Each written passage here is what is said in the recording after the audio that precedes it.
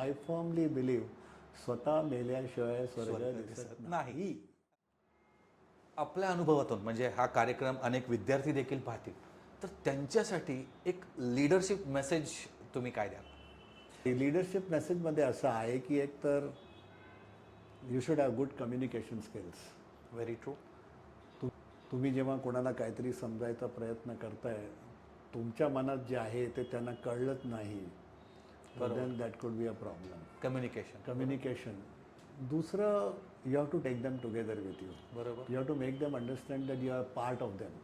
त्याच्या कांद्यावर हात ठेवून जे तुम्ही काम करून देऊ शकता असं बोलून करता येत नाही. बरोबर. तर अशा ह्या क्वालिटीजमध्ये. आणि then another thing I have always seen, तुम्ही एखादं काम करता, तुम्हाला त्याची जाणीवच नसेल आणि तुम्ही नुसतं म्हणणार की ए असं करून टाक रे, हे तसं करून टाक रे, मग ते होत नाही. अँड आय फर्मली बिलीव्ह स्वतः मेल्याशिवाय स्वर्ग दिसत नाही.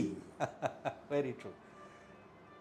मी वेल्डर नाही आहे, पण त्या वेल्डिंग मशीनमध्ये कुठल्या करंटवर कुठली रॉड लावून काम करायचं जर मला माहिती असेल, तर त्या माणसांकडनं तो कसा काम करतोय मी त्याला शिकू शकतो किंवा त्याला मार्गदर्शन गाईड करू शकतो.